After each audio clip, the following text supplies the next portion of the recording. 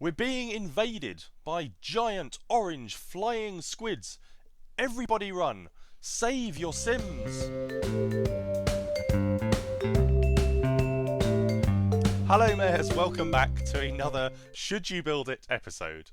And yes, at first glance it might look a little bit like a big orange floating squid, but this park is growing on me the more I see it.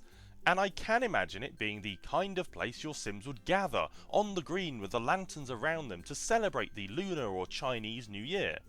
Let's look at the numbers. It's got a 7x10 influence area around the park and gives a generous 35% boost for a fairly reasonable 12 golden keys.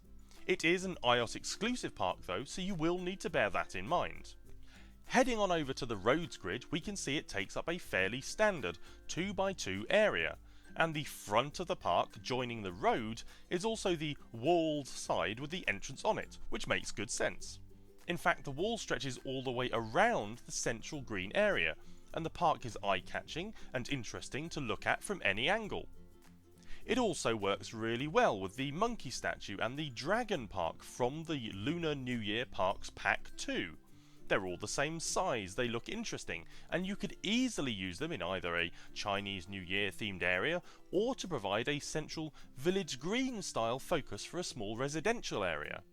At a push, you might even be able to find a way to make it work with some of the other vibrantly coloured parts from the Rio Carnival content. You could drop it in near the parrot statue or the carnival stage, and it would help to pick out the red and orange detail from those two parks. Let's take a look at it in a time-lapse now as I pose the question, should you build it? This is where the giant lantern really shines for me. As the time of day changes and the lights go on and off, it looks fantastic. You can see all the smaller lanterns detailed around the green that bring the whole park together and continue its theme. So it's priced at 12 golden keys and we get ourselves a 35% population boost, which is a good number. And in a reasonably sized area too, it's 7x10 around the park.